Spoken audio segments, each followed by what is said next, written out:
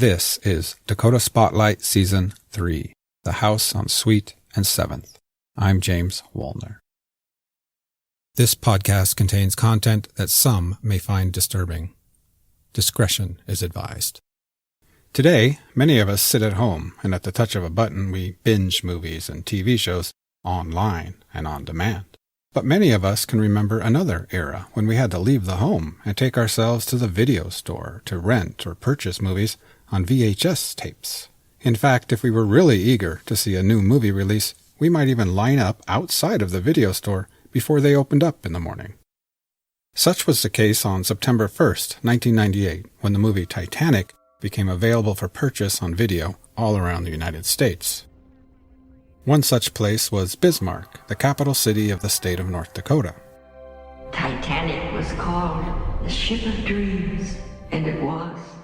It really was. On that morning, September 1st, 1998, video stores in Bismarck were flooded with customers. They fled to places like the Suncoast store in Kirkwood Mall or Cashwise Video near the corner of Expressway and 12th.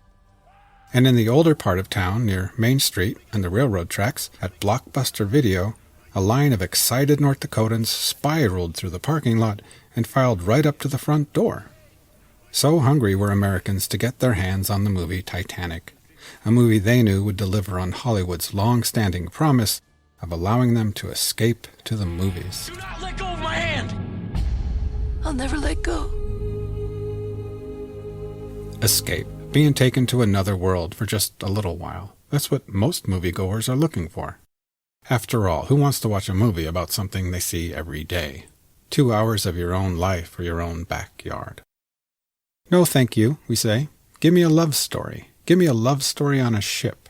Give me a love story on a ship sinking in the middle of the ocean. Give me anything but my own backyard. I like to imagine a fictitious resident of Bismarck, North Dakota, at Blockbuster Video on that September morning in 1998. She already has her copy of Titanic tucked under her arm. But while she's there at Blockbuster, she thinks she'll pick up another movie, something else to take her far away, something she would never experience right there in her hometown, right there in downtown Bismarck, near Main Street and the railroad tracks. Suddenly, one movie jumps out at her, a movie titled River's Edge. Later that evening, in her Bismarck home, she sits down with her spouse or partner or friends, and they settle in to watch River's Edge. Perhaps someone picks up the video case and reads the plot. Interesting. Keanu Reeves, Crispin Glover, a story about a murder in Northern California. A bunch of teenagers who knew about a murder had seen a body and didn't go to the cops. And then one of us gets himself in potentially big trouble. And now we've got to deal with it. We've got to test our loyalty against all odds. It's kind of exciting. Perfect, they think. This is going to take us far, far away. This kind of crazy California stuff would certainly never happen, could never happen here. I feel real twisted right now. Twisted like I should just go to the cops and tell them where John is. I wouldn't even joke about that, Clarissa. What would you do, kill me? You and John could run off and be outlaws together. But first, strap my dead body to the top of this car and drive all over town. But of course, as you may have already guessed, what they don't know on that September evening in 1998 is that in just a few days, a crime very similar to the movie River's Edge will take place right there in Bismarck.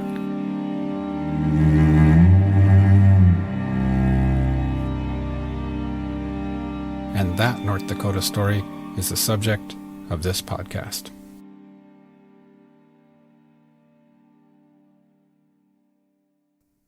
The stem of this story is rooted in a murder, a double homicide which took place in Bismarck, North Dakota in September of 1998. These murders were very brutal and terribly tragic. But this story is not just about the homicides themselves, as much as it is a story about a disparity, a huge gap that existed and still exists today between two worlds. You will likely recognize one of these worlds because that is where most of us live. It's that place where, for the most part, laws are adhered to and where we exercise a type of basic respect for human life and the lives of our neighbors.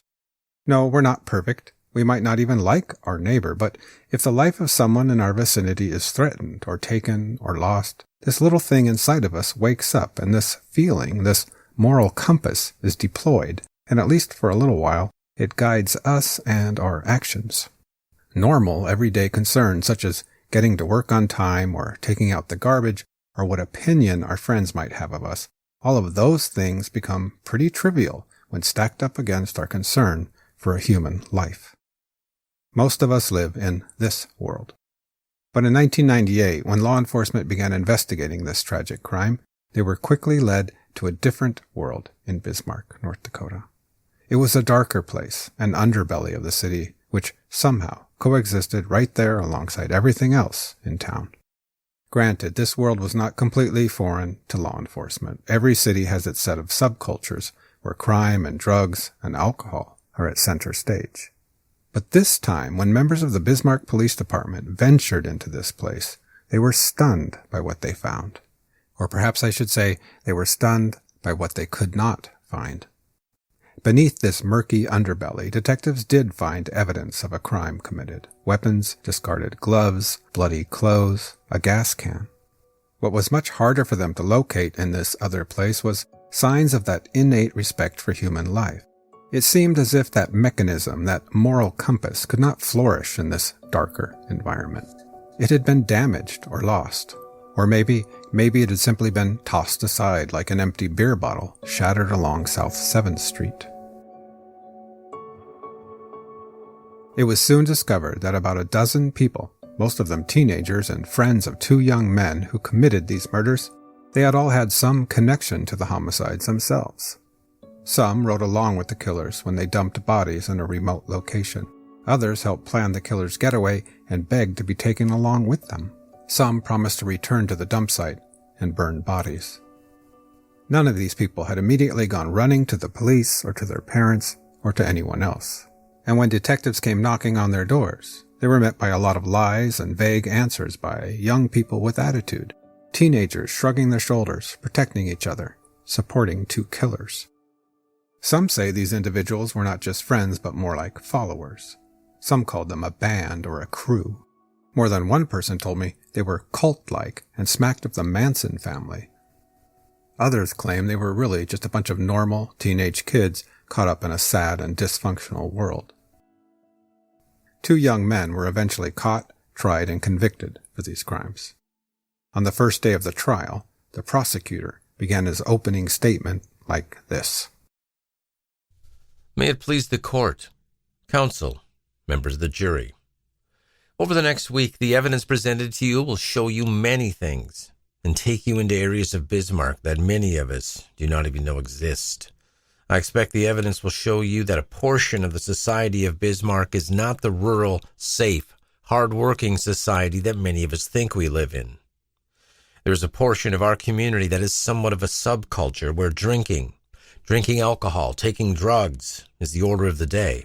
The society within our society has many things that we cannot understand or comprehend. 22 years later, the disparity between these two worlds is still so wide that it has never been fully bridged with understanding. And back in the late 90s, when investigators and reporters and parents and priests and judges and teachers and so many others in Bismarck attempted to make some sense out of what had happened, all comprehension and understanding ultimately sank to the bottom of this void, much like the Titanic was lost to the sea. This story, then, is an exploration, a deep dive down to the wreckage of this sad event, and an attempt to retrieve to the surface whatever understanding might still be salvageable and intact. Welcome to Dakota Spotlight Season 3, The House on Sweet and 7th.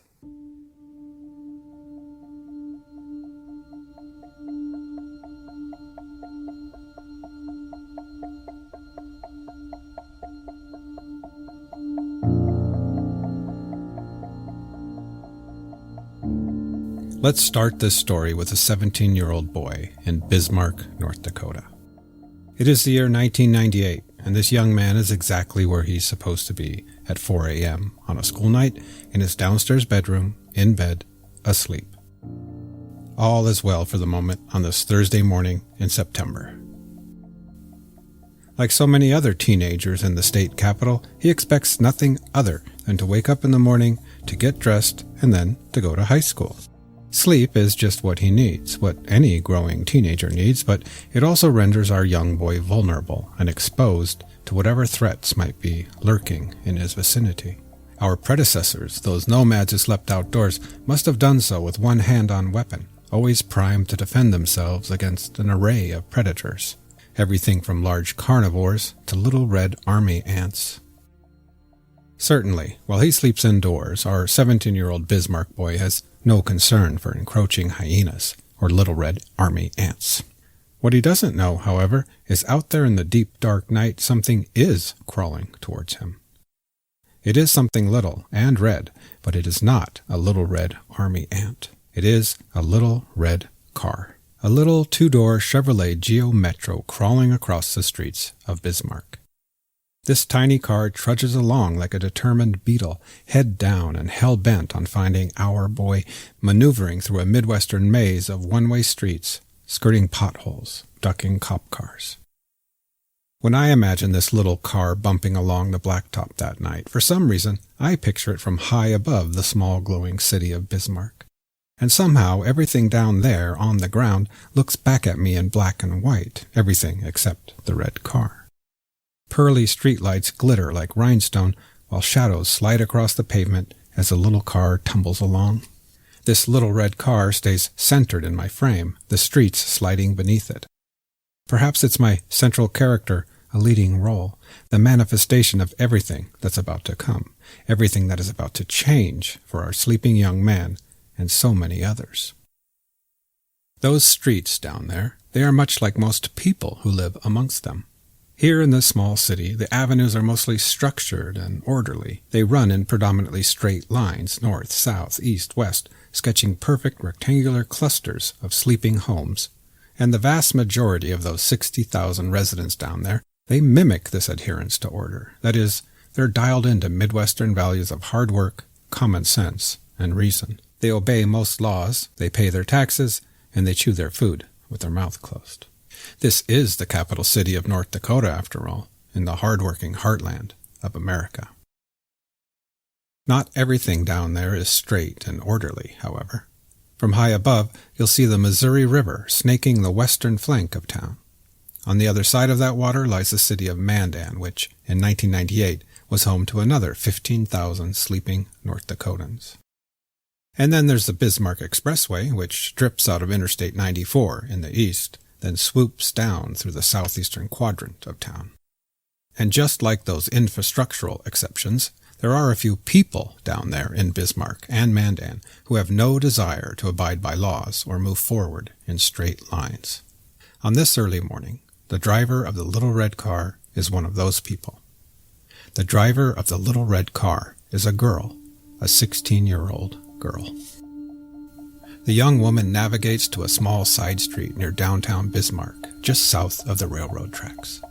She parks outside of the sleeping boy's home, exits the car, and then, like a cat beneath a street lamp, she darts across the sidewalk, descends a few steps, and approaches a basement door. Then she grabs the unlocked doorknob and slips inside the home. Several people are sleeping in this house, and so the young girl moves swiftly, yet carefully, in the dark. Our sleeping young man is completely oblivious when the girl prowls to the side of his bed and silently hovers above him. If the boy is dreaming at the time, perhaps it is a delicate and peaceful dream, a dream to end all dreams before the main event, before the nightmare begins. We cannot ask him today, however, and he cannot tell us because, unfortunately, this young man is no longer alive. Wherever in dreamland he may have been, he is very abruptly jarred back to earth in a millisecond when the young girl reaches out and grabs him by the arm. "Wake up," she says. "Ryan, wake up. Wake up. Our psycho friends have really done it."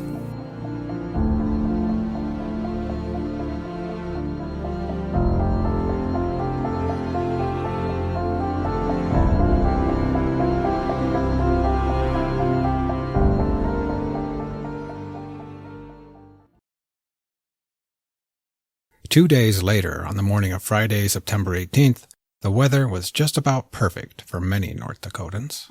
In the state capital, the temperature would reach 86 degrees by 4 p.m., but as many people headed to school or work that morning, it was already a pleasant 65. Those who picked up the morning newspaper read about President Bill Clinton and a girl named Monica Lewinsky. On popular radio stations, you were guaranteed to hear the #1 song in the nation, I Don't Want to Miss a Thing, performed by Aerosmith for the highest-grossing movie of the year, Armageddon. At 8:40 a.m. in Fargo, North Dakota, Cass County Sheriff's Deputy Patty Wasmith was on patrol. A farmer named Holcomb had reported a car abandoned in one of his bean fields. "It's about 1.5 miles southwest of Flying J truck stop," he said. The officer pointed her cruiser to the area and located a blue 1990 Eldorado Cadillac about 50 yards into a field facing south. She called her dispatcher, Mary Caraway, and asked her to run the plate number DMH892. Caraway responded that the car was owned by a couple who lived 200 miles away to the west at 245 Laredo Drive in Bismarck. "I'll give them a call at their home," the dispatcher said. Moments later, Deputy Wasmith's radio cracked again, and Caraway said, "Nobody answered in Bismarck. I left a message. Want me to call Wally's Towing?" Wasmith took another look at the abandoned car, the bean field, and finally the wide-open landscape. "Yep," she responded. "Call Wally's. Let's get this thing out of here, I guess."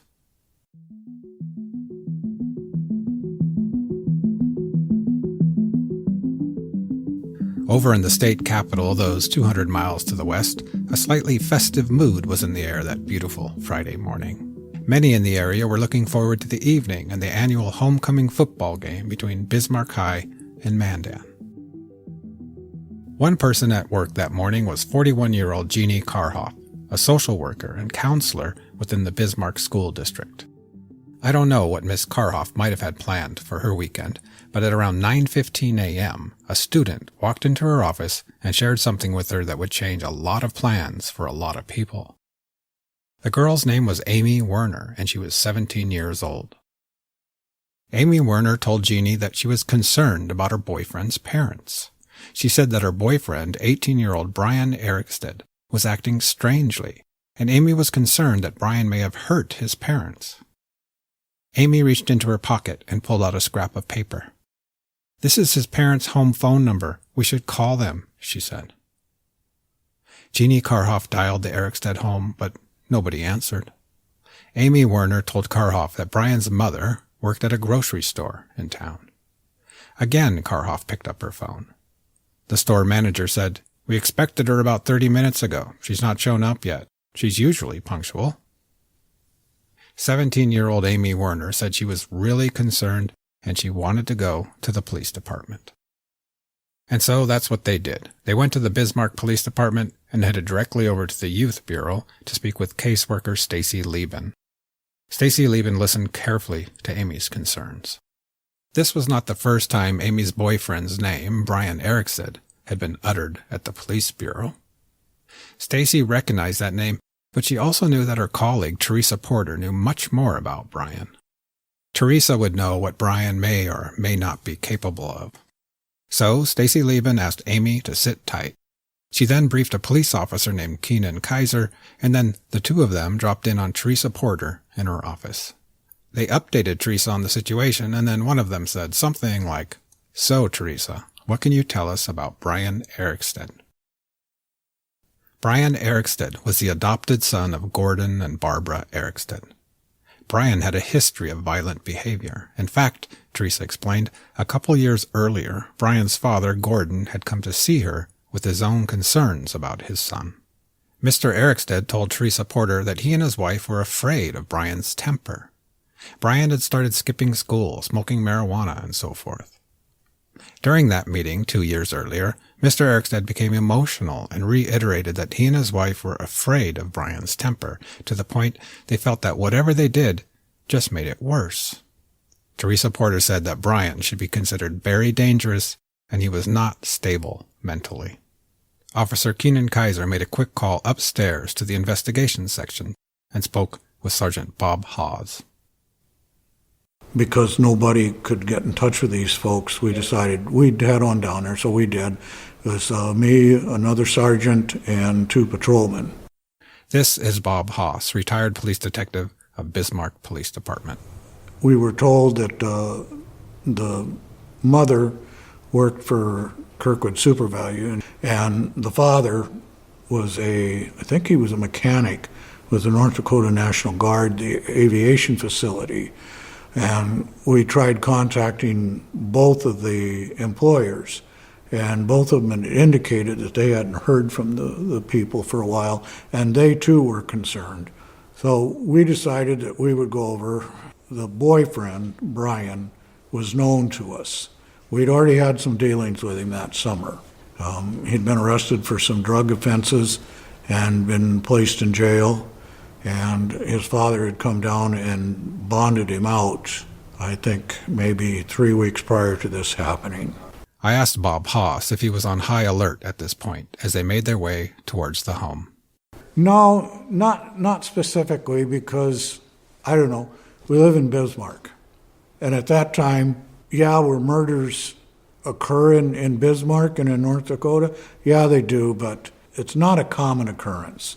We tried to do as much background as we could, find out that we were told that the Erickstads had I think a cabin out at Lake Isabel or something, and we were trying to see if maybe they were out there and they just hadn't told anybody, because it was getting towards the end of the camping season and stuff, and so we thought maybe they were out cleaning up their cabin and then getting things ready for winter and stuff. So when we got over there, it was basically what we called a welfare check, but a little bit of heightened anticipation, because we knew Brian. We got over there and it looked pretty normal. We looked in the windows. Sergeant Houghton and I looked in the windows in the garage, and we couldn't see any vehicles in there. Keenan Kaiser and Mike Arnold went around to the back to check in the back of the house. I checked the walk-in door to the garage, and it was open, so it kind of opened up the door. You can see that there was a mess over by the exterior door, the door in between the house and the garage. There was a carpet that was all balled up at the base of the garage door there. It also looked to me like there was blood at the base of, there was a chest freezer there. And it looked to me like there was blood on the freezer. And now things are starting to ramp up a little bit. Because of who we were dealing with, this was Brian's residence as far as we knew. I called the state's attorney's office and I talked to Bruce Romani. Bob Haas told the assistant state's attorney everything he had learned that morning. He told him about Aimee's concerns, the employer's concerns, and the potential blood. The assistant state's attorney had one very important question for the detective. At this point, do you fear for the well-being of the people inside? And I said, judging from what I can see and from what I know, yes. I think we should have some concerns for their well-being. And he says, well, it's exigent circumstances. You can enter without the search warrant. The Fourth Amendment, expectation of privacy for Brian in his residence and stuff. We don't want to screw anything up if there's going to be a case. And so Sergeant Houghton and I opened up the storm door, and right on the base down there, you could see there was blood smears on the base of the door. And we opened the interior door, and you can see that there was a big mess on the landing. There were stairs that came down from the living area down to the landing to go into the garage, and there was a mess there. It's like something, somebody was throwing stuff all over the place, somebody drugged something through there or something, and we could see blood on the carpet on the stairs going up. Now our interest is, both of us had our weapons out, and we're yelling, police, if you're in here, show yourself, or, let us know where you're at. Meanwhile, back at the police department, Stacy Lieben had asked the police detective Steve Lundin to come down to the Youth Bureau to interview Aimee Werner more thoroughly. While waiting on the detective, Aimee Werner shared something else with Stacy Lieben. She told her that Brian hangs out a lot with her sister's boyfriend, 27-year-old Robert Lawrence. She said that Robert and Brian had talked a lot about killing people, and if they did it, they would knock out their victims' teeth and cut off their hands so the bodies could not be identified. Who did they talk about killing? Stacy Lieben asked Aimee. Aimee said, just anyone who crossed them. Detective Lundeen showed up and asked Aimee to start from the beginning. Aimee explained that she had known Brian for a few months and that they were dating. In fact, they were engaged to be married. Aimee was 17 years old and Brian was 18. Just 2 days earlier, on Wednesday evening, Aimee and Brian's friend Rick had moved some of Brian's belongings out of Brian's parents' house on Laredo Drive and into Aimee's house. Brian had essentially moved in with Aimee and her family. Her family consisted of her 17-year-old brother Ryan, her sister Michelle, her younger sister Naomi, and her mom and her mom's boyfriend.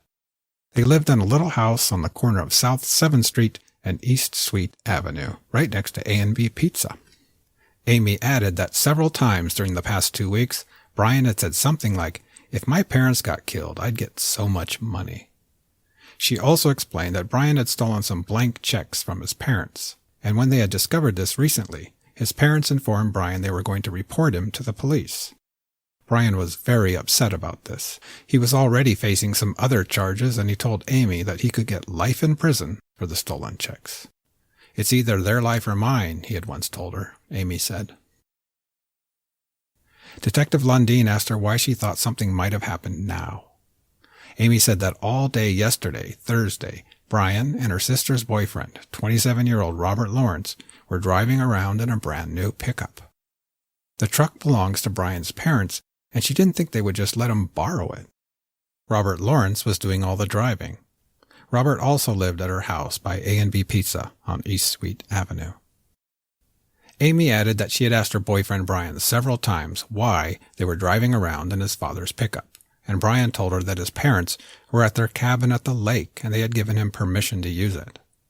This story sounded fishy to Aimee. She didn't think that Brian's parents would let him borrow the pickup, and on top of this, if they had gone to the lake, they would have driven there in that vehicle. Meanwhile, over on Laredo Drive, inside the Erickstad home, Detective Haas and others continued their search. And we go upstairs and we looked into the living room, and it was just ransacked. There was stuff thrown all over the place, end tables and stuff opened up, and paperwork and stuff just thrown all over the place. Kind of looked to the left, and there was a hallway that led down there was 3 doors down there. The first door on the left was a bathroom, and then it looked like there were 2 bedrooms down at the end of the hallway. Well, in the middle of the hallway, there was a big pool of blood. So we knew something bad happened here. We go down a little bit further, and we look in the bedroom to the left, and that's pretty much, it's well kept. There's no issues there. We look to the one in the right, we can see a big pool of blood on the carpet there, and this bedroom is just absolutely, it's like an explosion went off in there. The mattresses are thrown up against the wall. There's paperwork and stuff all strewn all over the place, individual pieces of jewelry and stuff like that. Just everything is just thrown all over the place. And so kind of concluded our search up top, and we went downstairs and looked around, and so we decided, okay, there's nobody in here. We retreated out of the residence. While Sergeant Haas started the process of obtaining a search warrant, back at the police department, Detective Lundeen was collecting more alarming information from Brian Erickstad's girlfriend, Aimee Werner. Aimee said that on the previous afternoon, Thursday, she'd been riding around town in that pickup with Brian, her sister Michelle, and her sister's boyfriend, Robert Lawrence. Robert was doing all the driving. At about 3 p.m., they drove to Brian's parents' house on Laredo Drive, and then Aimee and Brian got out of the pickup and went into the parents' garage. And in the garage was the Erickstad's other vehicle, a blue Cadillac, which they all referred to as the Caddy. Brian went into the house, but before leaving Aimee alone in the garage, he said to her, "Stay here and don't touch a damn thing." When he returned, Brian had the keys to the Cadillac. Aimee jumped in the passenger seat, and off they all went, Brian and Aimee in the caddy, and Aimee's sister Michelle and her boyfriend Robert in the new four-wheel drive pickup truck.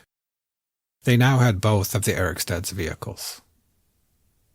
Aimee told Detective Lundeen that from there, Aimee and Brian drove to Rick Storhog's house. Rick was one of Brian's best friends, the same Rick that had helped Brian move his belongings out of the Erickstad home on Wednesday evening. Once they found Rick, they told him to meet them at Pony Express gas station. Aimee told the detective that once they got to the gas station, Brian got out of the caddy and had a private conversation with Rick in Rick's car. When Brian got back into the caddy, he told Aimee, "Everyone thinks I killed my parents." "When did you last see Brian?" Detective Lundeen asked Aimee. Aimee said that the last time she saw Brian was at a place they called the Rapids by the Heart River in Mandan, near the North Dakota Youth Correctional Center. It was last night around 5 p.m. Detective Lundeen asked Aimee to write a statement while he made a phone call. The detective figured they should speak with this guy Rick Storhog. Rick Storhog was known around the police bureau too. He was 17 years old and a student at Bismarck High School. Lundeen got a hold of Rick's father and arranged for him to bring Rick into the police department as soon as possible. As Aimee Werner was writing her statement, she told Detective Lundeen that she had just remembered a couple more things, a couple more details that sort of tipped her off that maybe, just maybe, her boyfriend had hurt his parents. She said that yesterday, immediately after leaving the Erickstad home in the caddy, before they found Rick, they had gone to a gas station, the Expressway Amico. There she witnessed Brian holding his father's wallet, and he paid for gas with a credit card. Brian didn't have any credit cards of his own, or even a wallet, she said, and she had never seen him with his father's wallet before. "Oh, and then there's one more thing," she said. "Last night, my mother's boyfriend, Weasel, he told me that a few days ago, Brian asked how much jail time he would get for murder." Meanwhile, over on Laredo Drive, the coroner had just finished walking through the crime scene. This is Detective Bob Haas again. And he walked in and he looked and he came out and he said that he would have severe concern for the well-being of the people that were involved in this. Because the amount of blood that was there in the scene, he just didn't think that anybody could survive that. Suddenly it was all hands on deck at the Bismarck Police Department. They would need a lot of manpower on this day. Among others called in from home were 3 detectives named Lloyd Halverson, Troy Shaner, and Steve Syseski.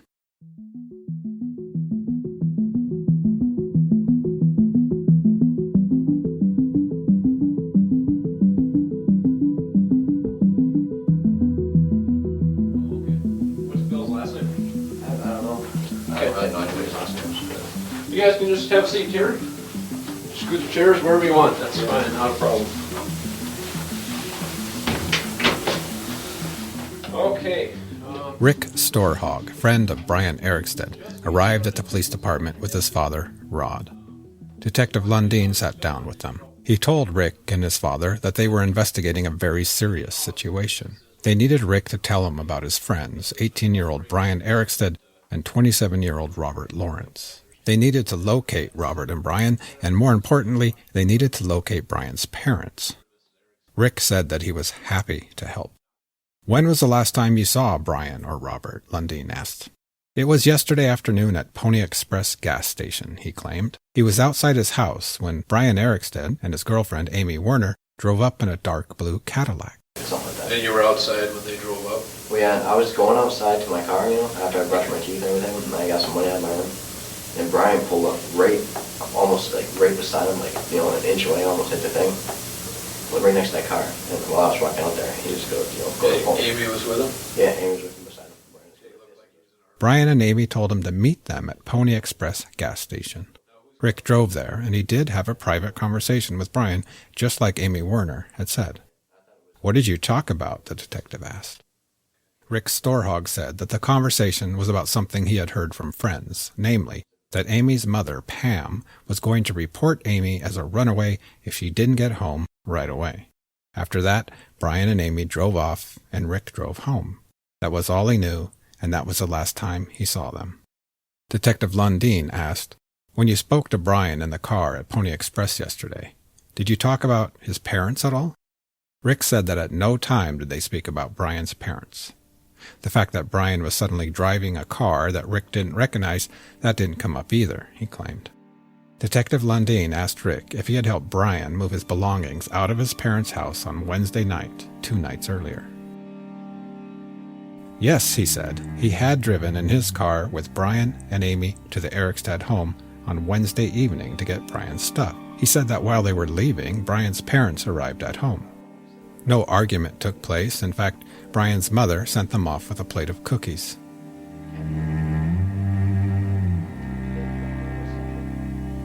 Robert didn't show up with Misty's car. So we went back into the house, and by that time, Robert had already picked them up from West Central. Regarding this interview with Rick Storhog, Detective Lundeen would later write in his report, Neither Teresa Porter or myself felt that Rick was being totally honest with us concerning the situation surrounding the Erickstads. However, he continued to deny having any further knowledge. In reality, Rick knew a lot more about what was going on, and as we shall see, he was lying when he said that the last time that he had seen Brian Erickstad was during that conversation at Pony Express gas station. On the other hand, that lie would turn out to be just one of a big pile of lies and half-truths that the Bismarck Police Department would be fed while struggling to locate the Erickstads and to untangle this crime. In fact, the actions of some of the players in this story would continue to baffle and frustrate police, judges, parents, and others for many weeks and months to come. In some ways, it all just got weirder and weirder as time went on. Still to come on future episodes of Dakota Spotlight Season 3, The House on Sweet and 7th. 2 people died. They died a horrendous death. And yet these kids are idolizing the people that did it to them. When they told me who they suspected, Robert Lawrence and Brian Erickstad, I knew immediately where to look. It was a difficult time. It was a difficult group of people to deal with. With, and I was like, oh my God, this is what I got told today. And when I was in one of the bedrooms where one of the runaways was hiding, I had seen a bloody shirt. They did it, and then they came back to your house, and you went down there with them? I did. Before they went to dump the bodies? No, I didn't go in to pick up the dead bodies. I don't remember who it was. It could have been DJ, it could have been Buddy, it could have been Christy, it could have been Candy, it could have been Aimee, it could have been Michelle. You know, it's hard to find anything that's not odd about this entire situation. And it still to this day baffles me. The House on Sweet and 7th is hosted and reported by me, James Woolner. Again, thank you so much for listening to Dakota Spotlight.